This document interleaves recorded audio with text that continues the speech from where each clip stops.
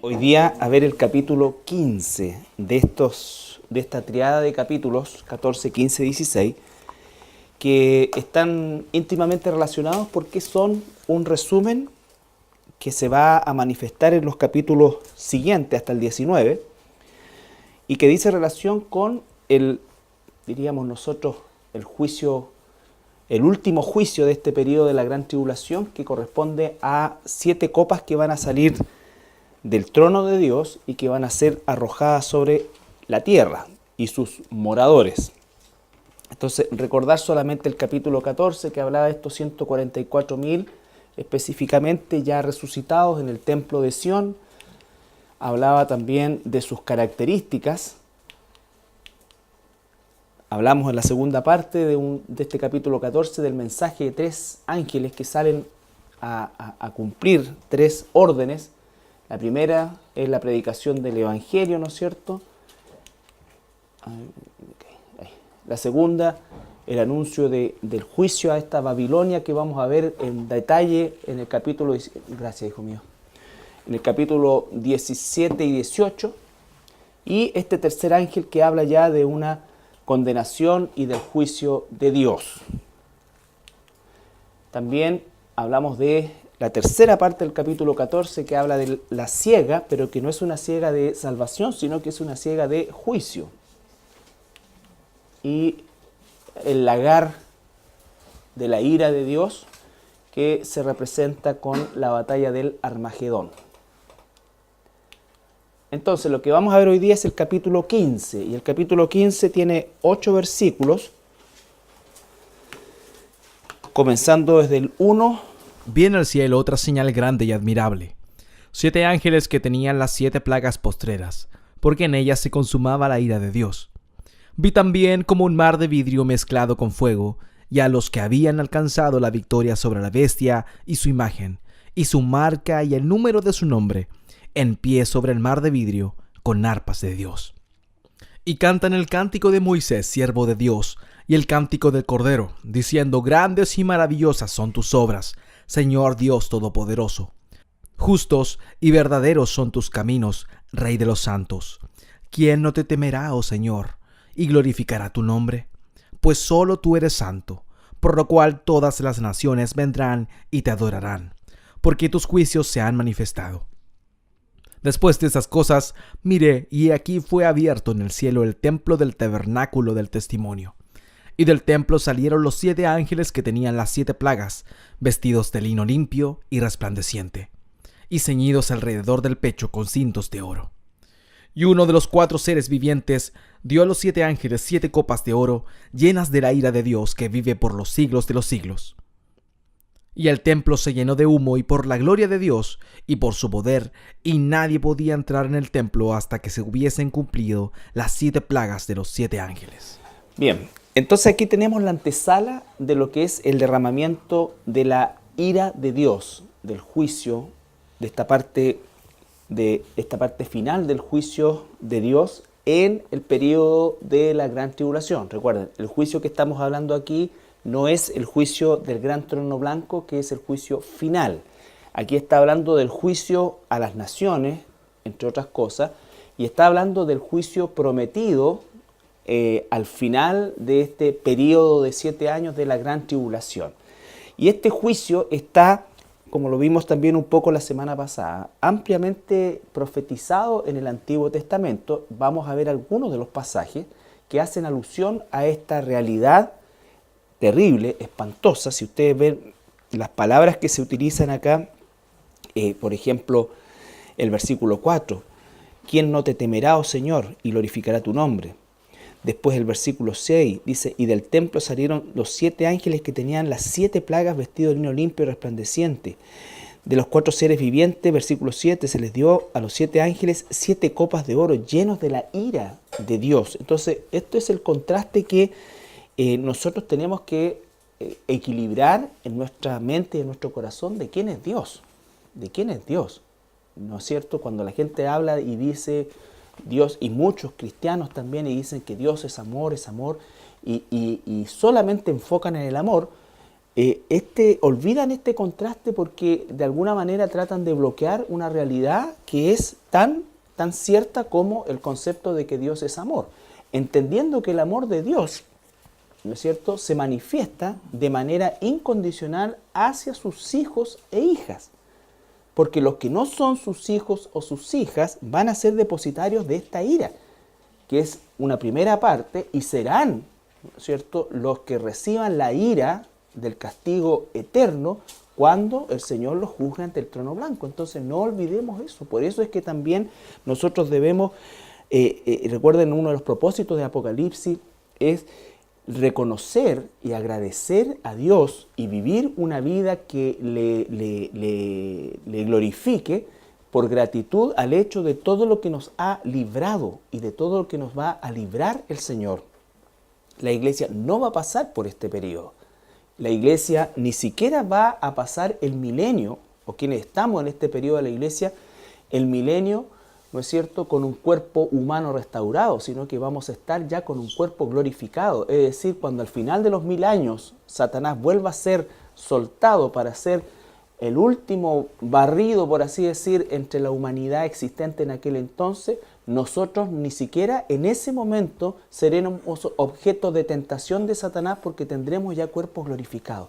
Entonces, en nuestra mente tiene que haber ese concepto de gratitud. A veces nosotros, en nuestra forma de vivir, somos muy poco agradecidos de Dios. No solamente decir yo, Señor, te agradezco, sino que la motivación de nuestra vida, el cómo ocupamos nuestra vida, el cómo es que rendimos nuestra vida, no está marcado por una gratitud a Dios, y eso tenemos que reconocerlo.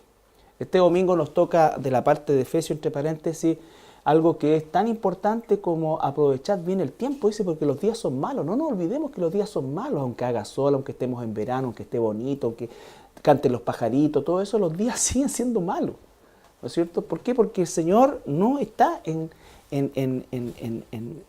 el control, entre comillas, del gobierno del mundo, y no, o sea, estamos nosotros avanzando hacia el gobierno del anticristo, que no vamos a vivir como iglesia. Por lo tanto, cada día es malo. Solamente los días serán buenos cuando sea el Señor realmente quien tenga el control total, no solamente del gobierno del mundo, sino que del universo, ¿ya?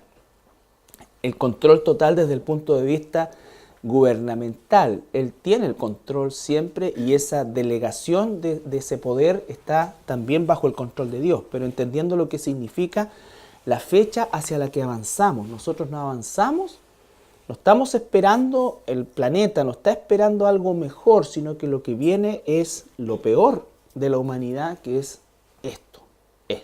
Nosotros no estamos esperando al anticristo, la iglesia está esperando por el rapto de nuestro Cristo. ¿Ya? Entonces, Isaías 13, 6 al 9. Aullad, porque cerca está el día de Jehová. Vendrá como asolamiento del Todopoderoso. Por tanto, toda mano se debilitará y desfallecerá todo corazón de hombre. He aquí el día de Jehová viene, terrible y de indignación y ardor de ira, para convertir la tierra en soledad y raer de ella sus pecadores. Acuérdense que estamos hablando de una ciega, ¿no es cierto? Entonces imagínense las palabras que usa. Esto es muy importante porque recuerden que el periodo de los 7 años corresponde a un periodo que, aunque involucra a todos los habitantes del planeta, tiene un enfoque judaico, ¿no es cierto?, en la nación de Israel. Por eso es que la mayor cantidad de profecías de este tiempo y del tiempo de la tribulación y del tiempo del milenio los encontramos en el Antiguo Testamento. Ezequiel capítulo 33. Porque cerca está el día de Jehová, día de nublado, día de castigo de las naciones será. Ya, día de castigo a las naciones será, ¿no es cierto? Entonces, aunque han habido catástrofes en las distintas naciones, este es un día donde todas las naciones van a ser castigadas. Joel 1:15. Ay del día, porque cercano está el día de Jehová, y vendrá como destrucción por el Todopoderoso. Ya, fíjense, todas estas advertencias de juicio están en la Escritura y son abundantes, tanto como abundan también sobre todo en el Antiguo y en el Nuevo Testamento, o sea, en el Antiguo Testamento en relación a Israel y en el Nuevo Testamento en relación a la iglesia, de la misericordia de Dios, del amor de Dios, pero también el contraste es sumamente marcado y abundante en relación a lo que está asociado con el mismo Dios: destrucción, ira, enojo, derramamiento de plagas, todo eso. Recuerden, el mundo dice, no, Dios no puede ser así. Cuando los cristianos dicen, no, Dios no es así, Dios lo que quiere es lo mejor para ti. Sí, sí, ¿no es cierto? Pero un día Dios también va a tener un juicio sobre las naciones. Y lo mejor de Dios para nosotros es hacer su voluntad, es obedecer su voluntad. No es lo bueno que el mundo nos dice que es bueno, sino lo que es a los ojos de Dios es bueno y es correcto. Esa es la decisión que nosotros tenemos que tomar. Tenemos una sola vida, tenemos poco tiempo, ni siquiera sabemos cuánto tiempo tenemos por delante. Por lo tanto, ni siquiera podemos nosotros hacer una proyección de tiempo, porque nuestra vida se puede terminar, nuestra vida física se puede terminar en un par de minutos más. Nadie tiene la vida comprada y es un dicho que hasta el mundo lo sabe y lo reconoce. Cuánto más los cristianos debiéramos vivir de una manera que glorifique a Dios. Glorifique a Dios. Sofonías. Cercano está el día grande de Jehová, cercano y muy próximo. Es amarga la voz del día de Jehová. Gritará allí el valiente. Día de ira, aquel día, día de angustia y de aprieto, día de alboroto y de asolamiento, día de tiniebla y de oscuridad, día de nublado y de entenebrecimiento, día de trompeta y de algazara sobre las ciudades fortificadas y sobre las altas torres. Y atribularé a los hombres, y andarán como ciegos, porque pecaron contra Jehová, y la sangre de ellos será derramada como polvo, y su carne como estiércol. Ni su plata ni su oro podrá librarlos en el día de la ira de Jehová, pues toda la tierra será consumida como en el fuego de su celo, porque ciertamente destrucción apresurada hará de todos los habitantes de la tierra. Ahora, en el mismo Sofonías, pero en el 3... ya, leamos el 3:8 al tiro. Por tanto, esperadme, dice Jehová, hasta el día que me levante para juzgaros, porque mi determinación es reunir las naciones, juntar los reinos para derramar sobre ellos mi enojo, todo el ardor de mi ira. Por el fuego de mi celo será consumida toda la tierra. Está hablando del Armagedón, está hablando del juicio de las copas, está hablando de eso. En el mismo Sofonías, pero el versículo 16, 17, 17. En aquel tiempo se dirá a Jerusalén. Pausa. En aquel tiempo. No es este tiempo. ¿Ya? ¿Qué tiempo es? A ver. Sigue. No temas, Sión, no se debiliten tus manos. Jehová está en medio de ti, poderoso, Él salvará. Se gozará sobre ti con alegría, callará de amor, se regocijará sobre ti con cánticos. Entonces, ¿qué época es esa? Dice, en aquel tiempo se dirá de Jerusalén, no temas. ¿Podemos decirle hoy día a Jerusalén, no temas? No. 17, Jehová está en medio de ti. ¿Está en medio de Israel en este momento Dios? No. Poderoso, Él salvará. Se gozará sobre ti con alegría. ¿Está alegre el Señor con Israel hoy día? No. Callará de amor, se regocijará sobre ti con cánticos. ¿Ya? Entonces, ¿qué significa eso? ¿Qué tiempo es ese? El futuro, el milenio. ¿No es cierto? Sin embargo, ustedes a lo mejor no han escuchado, pero los que han escuchado hay canciones, hay una canción que hacen, es, nuestro Dios es Dios alegre, Sofonías 3:17, ay, toda la gente, alegría, alegría, alegría, alegría. No, no es así. Porque lo que viene es ira, enojo, derramamiento, eso es lo que viene. ¿Ya? No es que Dios sea un Dios amargado, pero están sacando de contexto un texto para hacer una cuestión y creer que Dios es chacota. Que Dios es chacota y que la cuestión y que Dios es alegre. Y cuando a Marcos Witt lo entrevistaron, le dijo, ¿y ustedes por qué cantan y bailan tanto? Porque Dios es un Dios alegre, es un Dios alegre y Él quiere que seas alegre. Él quiere que te arrepientas. Ese afán de tomar a Dios como un fiestero, chacotero, no es así. Este canto En primer lugar es para Israel, no es para la iglesia. Y en segundo lugar, no es para esta época, es para el milenio. Cuando Él se goce de su pueblo, al que ha liberado. ¿Ya? Entonces, el juicio es lo que viene, es lo que se viene. Se viene la época más oscura sobre esta tierra. Se viene época de juicio, 7 años de juicio, 7 años de que la iglesia es salvada. La iglesia es salvada por medio del rapto. Los que queden aquí sufrirán la peor época de su existencia. Eso es lo que se viene. ¿Ya? Eso es lo que se viene. Para la iglesia el rapto, ¿no es cierto?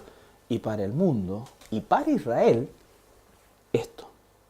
Entonces, ¿vendrá un tiempo de alegría? ¿Cantará Sión de alegría? Claro, pero en el milenio. No ahora. ¿Ya? Carlitos, aquí el pueblo de Israel, el remanente que había sido, es el remanente que este es después de la tribulación y comienza el milenio con el remanente y con los salvados, bueno, que no son judíos también, y que quedaron vivos hasta ese momento, ¿cierto? Ya, y nosotros venimos con el Señor Claro, para establecer el reino con Él. Exacto. Ahora, no hay descripción de cómo va a ser. Dice que va a ser, ¿no es cierto? No sabemos, no hay una explicación cómo es que aquellos con cuerpo glorificado conviviremos con aquellos que no tienen cuerpo glorificado, pero probablemente sea una escena muy similar a la que vimos con Jesús y sus apóstoles cuando resucitó. ¿Ya? Él podía estar con ellos, pero después podía estar en otro lado en cualquier rato. ¿Ya? Entonces, de esa parte no hay una explicación y todo es una especulación, pero lo que sí sabemos es que va a ser algo totalmente maravilloso. Totalmente maravilloso. ¿Ya? Y entonces, volvemos a Apocalipsis 15. Restaurada, correcto. Entonces, el milenio va a ser, cuando lo veamos, va a ser habitado el planeta restaurado con el remanente. Una cosa es el remanente que Dios toma de israelitas y los protege en el desierto del dragón que los quiere devorar. ¿Se acuerdan? Sí. Ese remanente. No sabemos cuánto, pero una cantidad. ¿Ya? Y el otro grupo serán los sobrevivientes de estos 7 años de gran tribulación, o de tribulación y gran tribulación. Pero aún de esos sobrevivientes, recuerden lo que nos enseña el capítulo 14, va a haber una ciega, porque obviamente también van a sobrevivir personas no convertidas. Y esas personas no convertidas es lo que vamos a ver más adelante, el juicio de las ovejas y los cabritos. ¿Ya? Al milenio solamente entrarán ovejas. No solamente va a sobrevivir gente cristiana o gente convertida, hablemos mejor dicho, sino que también gente no convertida. Y esa gente no convertida, porque hay algunos que creían que esa gente iba a entrar como colá al milenio. No, al milenio no va a entrar nadie que no sea oveja. Puede que sobrevivan más personas que no son convertidas porque se van a dejar marcar, porque van a poder comprar, porque van a tener un poco más de licencia que un cristiano, que la mayoría van a ser muertos cuando se convierten y sepan que cristianos lo van a matar. Exactamente, exactamente. Bien, entonces lo primero que tenemos es un juicio anunciado. ¿Ya? Dice, vamos a leer rápidamente el versículo del capítulo 15, el versículo 1 en adelante. Otra vez, vi en el cielo otra señal grande. Recuerden que la palabra señal grande es semeión, que significa una gran manifestación. 7 ángeles, aparecen 7 ángeles. Anteriormente habían aparecido 7 ángeles con 7 toques de trompeta. Entre paréntesis nos encontramos en el 7º toque de la trompeta. Todo lo que estamos viendo aquí pertenece a la 7ª trompeta, que recuerden, dice que es la consumación del tiempo de Dios. 7 ángeles que tenían, ¿qué cosas? 7 plagas, porque en ellas se consumaba la ira de Dios. Vi también como un mar de vidrio mezclado con fuego, y los que habían alcanzado la victoria sobre la bestia y su imagen y su marca y el número de su nombre en pie sobre el mar de vidrio con las arpas de Dios. Y cantaban el cántico de Moisés, siervo de Dios, y el cántico del Cordero, diciendo: grandes y maravillosas son tus obras, Señor Dios Todopoderoso, justos y verdaderas. ¿Ya? Tenemos ese mar de vidrio del que habla ahí, ¿no es cierto? Recuerden ustedes que en el tabernáculo que está ahí, los que puedan mirar, esto era el templo portátil que hacían en el desierto. Todo esto después se hizo establecido en el monte de Sión, pero eso que está ahí, que es una fuente, o era una fuente gigantesca de bronce, con agua que tenía que estar siempre limpia, era lo que se llamaba el mar de cristal, que era donde los sacerdotes se lavaban, ¿no es cierto?, para oficiar los sacrificios. ¿Ya? Ahora, ese mar de cristal aparece también en el Apocalipsis, por ejemplo, en el capítulo 4, versículo 6. ¿Se recuerdan ustedes ese mar de cristal? Que es como la antesala al trono de Dios. Y delante del trono había como un mar de vidrio, semejante al cristal. Y junto al trono y alrededor del trono, 4 seres vivientes llenos de ojos delante y detrás. Ya. Entonces, ese mar de cristal es como la antesala o es el lugar donde está el trono y donde se paran los seres que están frente al trono de Dios. Pero acá dice que este mar de cristal, ¿cuál es la diferencia de este mar de cristal? Tiene fuego, ¿no es cierto? Entonces, significa que hay un juicio en ese momento. Juicio, ira, es un fuego de juicio y de ira. Ese mar de cristal es el que aparece también en Éxodo 24:10. Y vieron al Dios de Israel, y había debajo de sus pies como un embaldosado de zafiro, semejante al cielo cuando está sereno. Recuerden que Moisés va con los hijos, con Aarón y con sus hijos, que después mueren por quemar fuego extraño, Abiú y Nabar. Entonces van y más 70 ancianos, pero le dice solamente que se acerque Moisés, y donde se acerca Moisés se ve esta escena de este mar, le llaman ellos después mar, ¿no es cierto?, porque todavía no se construye el tabernáculo, recuerden. Entonces este como embaldosado, que ¿dónde estaba la presencia de Dios? ¿Ya? Entonces nos habla de la presencia de Dios, nos habla del trono. Ahora, eso es para que nosotros veamos que en la Escritura está explicado qué es lo que es el mar de cristal, cuál es el propósito que determina la pureza, ¿no es cierto?, de quien está frente a Dios, o para purificar al que está frente a Dios. Pero en este caso, en el capítulo 15 de Apocalipsis, se refiere a un mar de cristal, pero con fuego, está mezclado con fuego. ¿Por qué? Porque viene un juicio, ¿ya? Ahora, sobre el mar de cristal, y aquí se produce esta cosa, digamos, estos contrastes característicos, que por un lado tenemos el mar de cristal mezclado con fuego, lo que representa juicio, pero sobre ese mar de cristal tenemos ¿qué cosa? A todos los que han alcanzado la victoria, o sea, todos los mártires de este periodo, la iglesia no está ahí, ¿ya? Por eso también esa canción, al estar ante ti, adorando sobre el mar de cristal, no es así, porque la iglesia no está ahí. Lo que está aquí son los mártires de la gran tribulación que se presentan delante, y ellos están con arpas. ¿Recuerdan lo que eran las arpas? Eran instrumentos que representaban o se relacionan con cántico de júbilo, cántico de alegría, de victoria, ¿no es cierto? Entonces eso mezclado con este juicio que se está por desarrollar por medio de estos 7 ángeles que llevan 7 copas que concentran, esa es la palabra, ¿no es cierto?, la ira de Dios. Y dice que cantan un cántico de Moisés.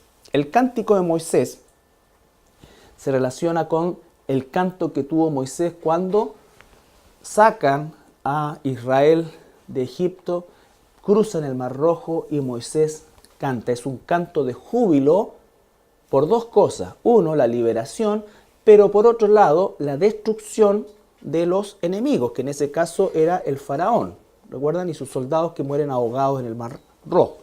Entonces, estos mártires de la gran tribulación están cantando exactamente en la misma dirección, por ser redimidos, salvados, rescatados de eso, pero también por la destrucción de aquellos que eran sus enemigos. Aquí llegamos al punto cuando dice la Escritura que se les dice, recuerda el pasaje del capítulo 6, que se les dice que tengan paciencia hasta que se complete el número de sus hermanos o consiervos que van a morir de la misma manera que ellos durante este periodo de 7 años. Nada de esto se aplica a la iglesia. La iglesia fue raptada al inicio de este periodo o antes del inicio de este periodo, y la iglesia, vamos a ver lo que está sucediendo arriba, está el tribunal de Cristo, las bodas del Cordero y otras cosas en lo que está la iglesia.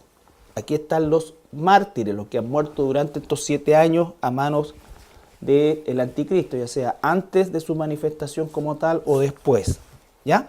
Y aquí se hace como un acento especial, por así decirlo, en el juicio a las naciones, los que han sido enemigos de Israel. Además, exactamente. Además, recuerden, eso es importante también. El cumplimiento de la promesa al pueblo de Israel, que las naciones que han estado contra ellos iban a ser juzgados, y ese va a ser el tiempo, no ahora. Exactamente. Y la liberación de Israel va a ser en el cielo, no en la tierra. Además. Que es lo que ellos esperan, a lo mejor siempre han esperado. Desde el cielo, claro. Exacto. Desde el cielo va a venir esa liberación. ¿Ya? Recuerden que tu Redentor viene del cielo. Escuchación, tu Redentor viene del cielo. Ahora, volvemos al capítulo 15.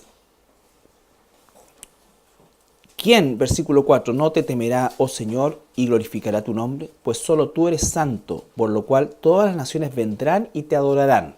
Todavía no sucede eso, está hablando ahí en futuro. Un día en el milenio las naciones dice que de año en año subirán a aprender la ley de Dios a Sión. Pero en este momento está hablando aquí en este versículo de futuro. Las naciones un día van a adorar porque tus juicios se han manifestado. Es decir, que está a punto de consumarse la ira de Dios que dará paso al periodo del milenio. Después de estas cosas miré y he aquí fue abierto en el cielo el templo del tabernáculo del testimonio. Hay un templo en el cielo y está el tabernáculo del testimonio arriba. ¿Ya? Y del templo salieron los 7 ángeles que tenían las 7 plagas vestidos de lino limpio y resplandeciente y ceñidos alrededor del pecho con cintos de oro. Recuerden que es la vestimenta habitual con que son representados los ángeles en el Apocalipsis. Y uno de los 4 seres vivientes que están en el trono dio a los 7 ángeles 7 copas de oro llenas de la ira de Dios que vive por los siglos de los siglos. Y el templo se llenó de humo por la gloria de Dios y por su poder, y nadie podía entrar en el templo hasta que se hubiese cumplido las 7 plagas de los 7 ángeles. También en Primera de Reyes vemos una escena similar donde el concepto de humo, bruma, inunda y no se puede entrar hasta que eso pase, porque significa que Dios está obrando. Primera de Reyes 8, 10 al 11. Dios está operando, Dios está actuando. Y cuando los sacerdotes salieron del santuario, la nube llenó la casa de Jehová. Y los sacerdotes no pudieron permanecer para ministrar por causa de la nube, porque la gloria de Jehová había llenado la casa de Jehová. Se dan cuenta, la misma escena que se produjo en la tierra, se produce en el cielo. Ahora, ¿dónde se producía primero? En el cielo. Recuerden que a Moisés le dan instrucciones de acuerdo a lo que ya hay. ¿Ya? No es el cielo hecho a modelo de la que está en la tierra, sino que lo que está en el cielo es lo que fue modelo para la tierra. ¿Cierto? Entonces no podía ministrar porque estaba Dios, ¿no es cierto? En ese momento manifestándose, estaba Dios trabajando, y si entraba alguien, moría. ¿Ya? Lo mismo acá en el trono. Hasta que no se consumen las 7 copas, no se podía entrar al templo. Segunda de Crónicas 5, 13 y 14. Cuando sonaban pues las trompetas y cantaban todos a una para alabar y dar gracias a Jehová, y a medida que alzaban la voz con trompetas y címbalos y otros instrumentos de música, y alababan a Jehová diciendo, porque Él es bueno, porque su misericordia es para siempre. Entonces la casa se llenó de una nube, la casa de Jehová, y no podían los sacerdotes estar allí para ministrar por causa de la nube, porque la gloria de Jehová había llenado la casa de Dios. Ya, ¿te das cuenta? No podía entrar en la gloria de Dios. Era cuando a Moisés le decía, solamente Moisés puede entrar en la nube, el resto se tiene que quedar afuera. ¿Ya? Entonces, volvamos a Apocalipsis 15. versículo 8, y el templo se llenó de humo por la gloria de Dios y por su poder, y nadie podía entrar, lo mismo, nadie podía entrar en el templo hasta que se hubiesen cumplido las 7 plagas de los 7 ángeles, ¿ya? Entonces, ya la próxima semana vamos a ver directamente el derramamiento de estas copas que aparecen en el capítulo 16, ¿ya? El derramamiento de estas copas son juicios y que recuerden que es la consumación, la concentración. Este es el trago, por llamarlo de alguna manera, más amargo de este periodo, más terrible de este periodo. Si los anteriores han sido terribles, este es el más terrible, que es la consumación de la ira de Dios, ¿ya? Recuerden que eso está inserto dentro de la séptima trompeta. Todo esto está inserto dentro de la séptima trompeta, que es a la vez la consumación de los 7 copas. ¿Ya? Solamente un pequeño análisis referente a lo que es la ira de Dios. ¿Ya? Y este es un análisis muy sucinto, pero para que nosotros entendamos cómo es que se manifiesta la ira de Dios. Hemos visto ya varias veces la expresión de su ira a lo largo del libro de Apocalipsis y en todos los pasajes que hemos leído en el Antiguo Testamento. ¿Ya? La ira de Dios podríamos nosotros separarlas en categorías. ¿Ya? La palabra es en griego tumos, que significa furia. ¿Ya? Furia. Tenemos primero la ira de la siembra y de la cosecha.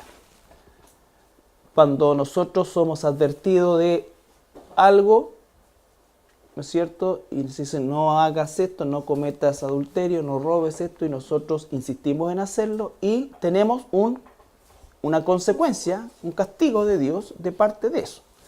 Como consecuencia, ¿cierto? Por ejemplo, en Gálatas 6, 7 y 8.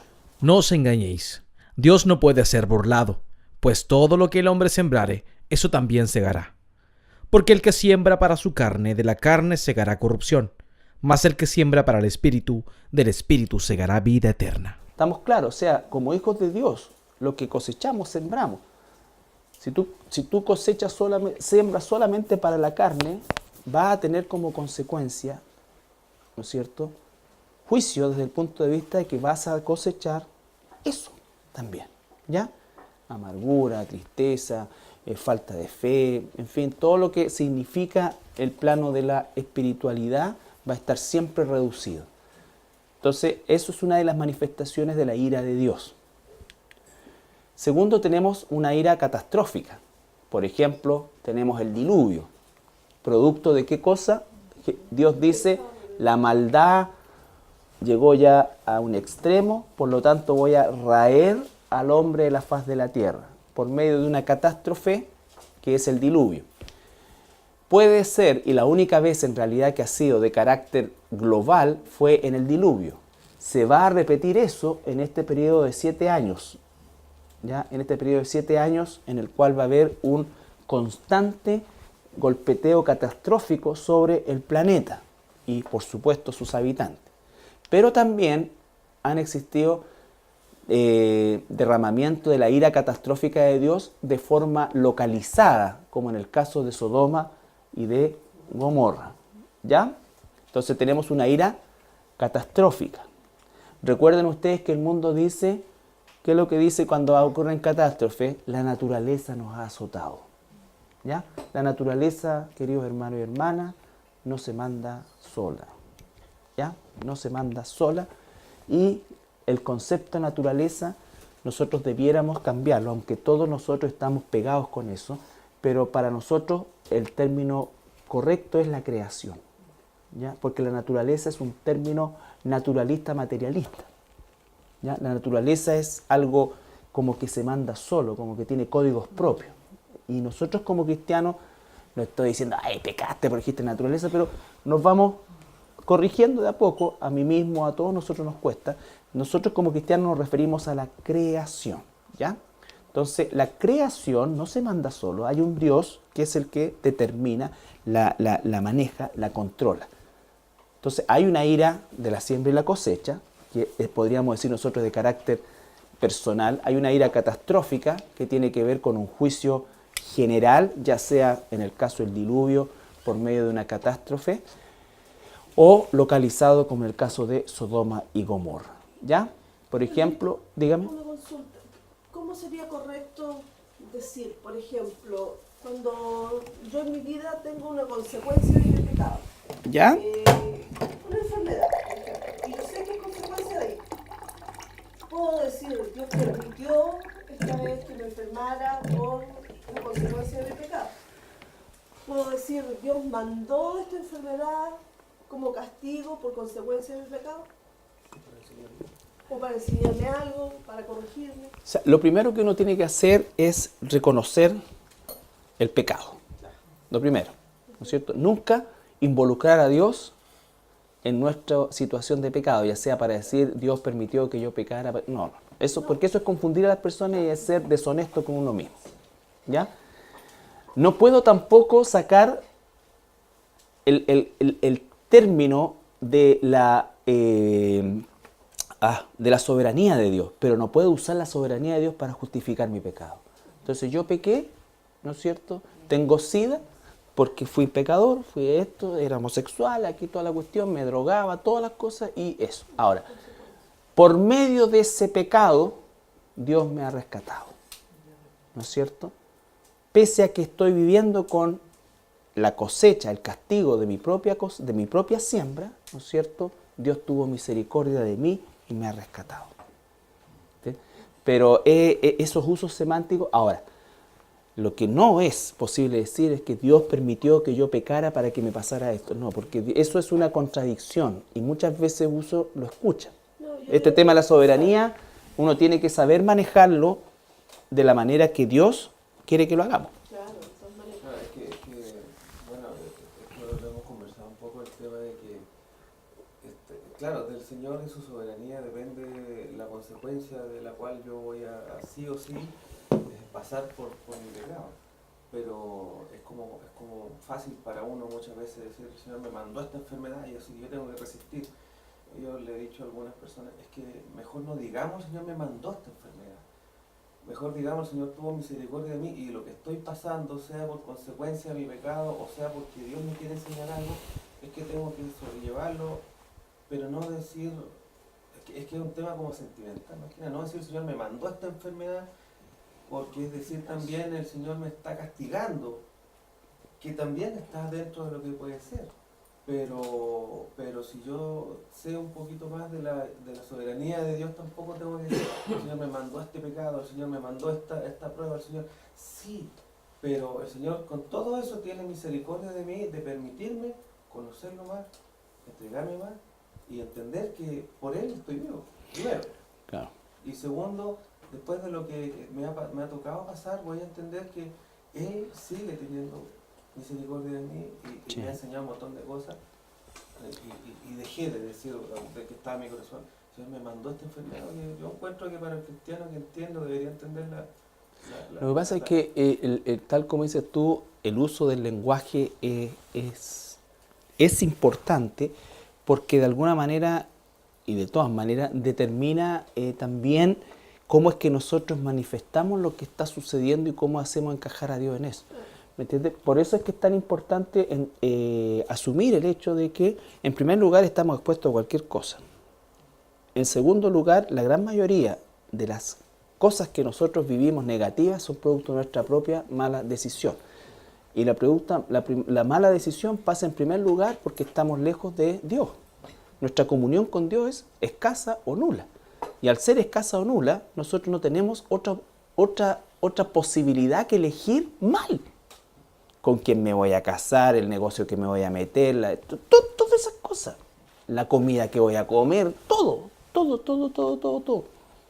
¿Me entiendes? Todo eso implica, son decisiones, no nos quedamos solamente con las decisiones macro, sino que las que realmente son las trascendentales, son las decisiones micro, aquellas que son pequeñas y diarias, que van en definitiva formando nuestro estilo de vida. Nuestro estilo de vida. Entonces una persona que acostumbra como estilo de vida a no tener comunión por Dios, a no tener interés en las cosas de Dios, a no, en definitiva,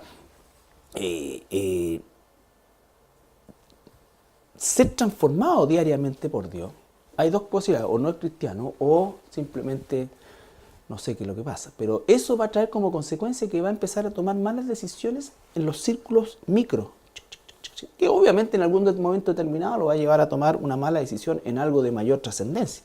Pero todo parte de esa manera, ¿me entiendes? Entonces, ahora, cuando por el contrario el hermano o la hermana tiene comunión con Dios, realmente Dios está transformando su corazón y lo ha fortalecido, esa persona va a entender que, supongamos que es una persona que nunca fumó, nunca esto, siempre se cuidó, todas las cosas, pero no por un afán, sino que realmente por el hecho de que el cuerpo es templo del Espíritu Santo, realmente cáncer al pulmón, grado 3 y todas las cosas.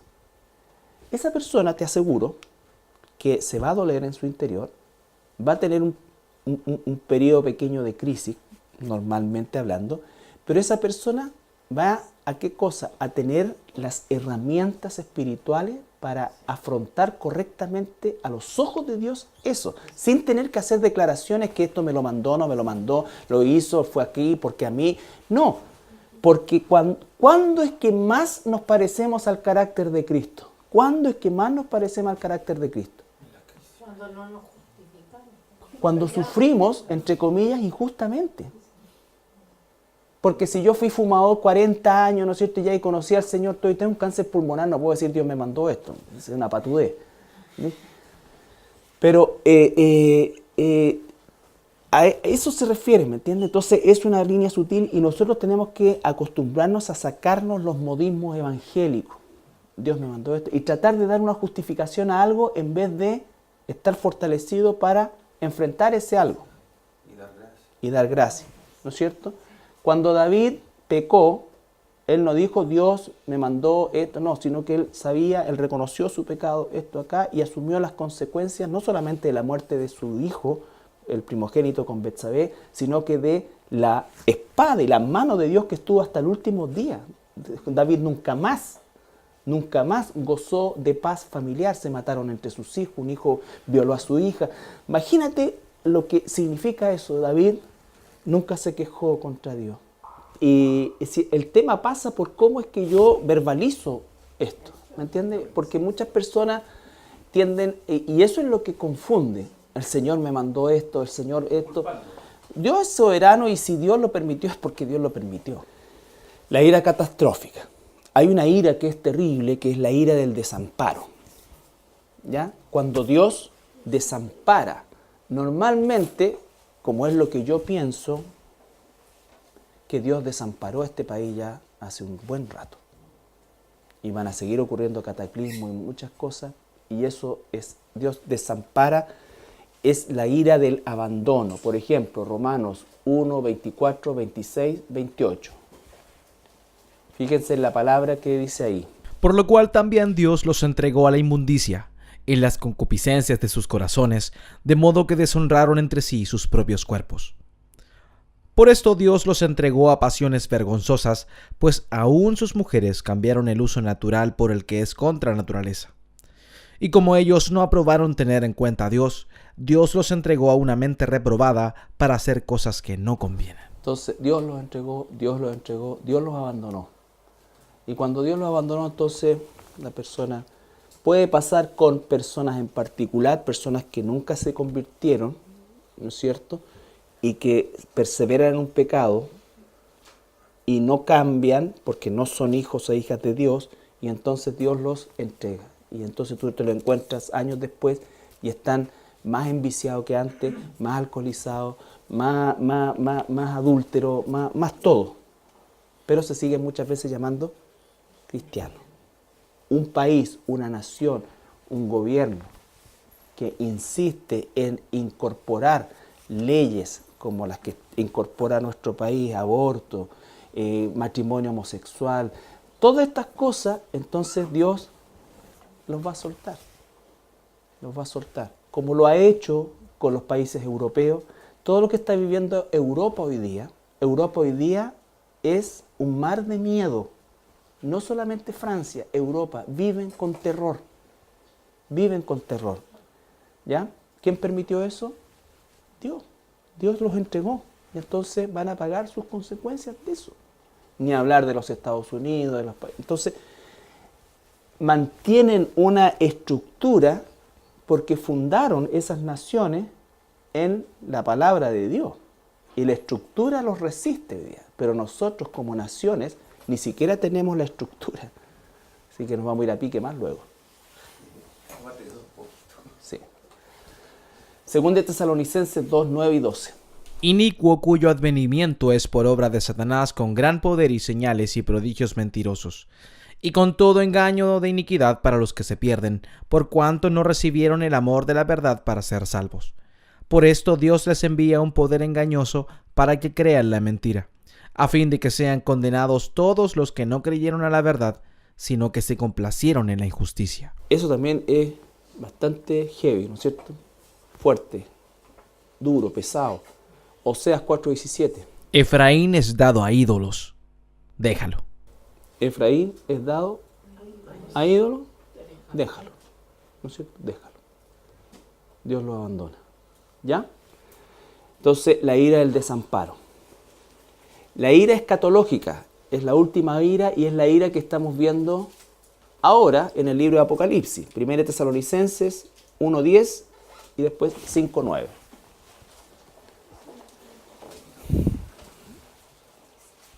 Estas 7 copas, por ejemplo, pertenecen a la ira escatológica. Es Dios directamente, ¿no es cierto?, enviando esto.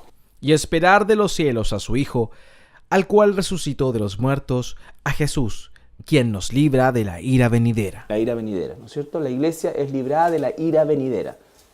Esta ira del desamparo ha existido siempre, la ira catastrófica ha existido siempre, la ira de la siembra y la cosecha ha existido siempre. Por lo tanto, la ira escatológica se refiere a ¿cuál? Esa ira venidera. ¿A cuál se refiere? A la gran tribulación. A la gran tribulación, ¿no es cierto? Entonces, cuando dice que Dios nos salvará de la ira venidera, se está refiriendo a esto, ¿ya? Porque no salvó a la iglesia o al mundo de esto, no salvó, hay cristianos que hemos vivido la ira catastrófica en nuestro país, en el mundo, en fin, pero esta ira escatológica, de esta seremos librados, que es cuando Dios mismo manda el juicio. 5:9. Porque no nos ha puesto Dios para ira, sino para alcanzar salvación por medio de nuestro Señor Jesucristo. Ya, no nos ha puesto Dios para ira, refiriéndose en la misma línea a la ira escatológica. ¿Ya? Porque de la otra, bueno, por ejemplo, la ira de desamparo. Si Dios desampara en nuestro país, nosotros somos parte de este país. Somos parte de este país y vamos a sufrir las consecuencias. Vamos a sufrir las consecuencias. Quizás Dios va a tener misericordia siempre de nosotros y nos va a mantener en un resguardo, pero igual vamos a sufrir. Lógico, de hecho la estamos sufriendo. Claro. La estamos sufriendo, ¿me entiendes? En menor medida todo, pero cualquier cosa que afecte al quehacer nacional la vamos a sufrir. Hambre, desamparo, desempleo, ¿me entiendes? Delincuencia. Claro, todo eso. Entonces, eso es, por eso es que cuando la gente dice, no, pero que la iglesia va a pasar por la gran tribulación, no es así. No es así, ¿ya? Esto entre muchísimos otros argumentos. ¿Estamos?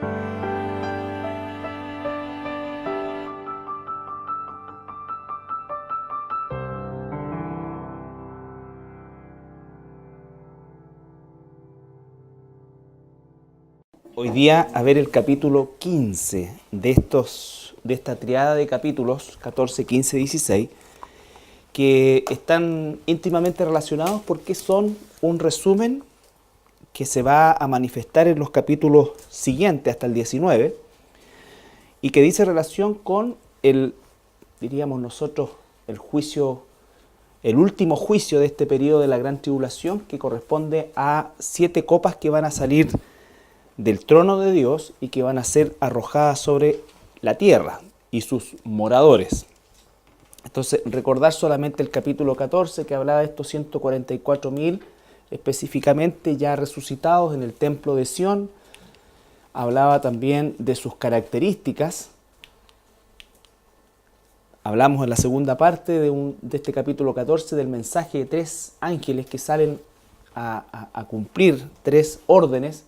La primera es la predicación del Evangelio, ¿no es cierto?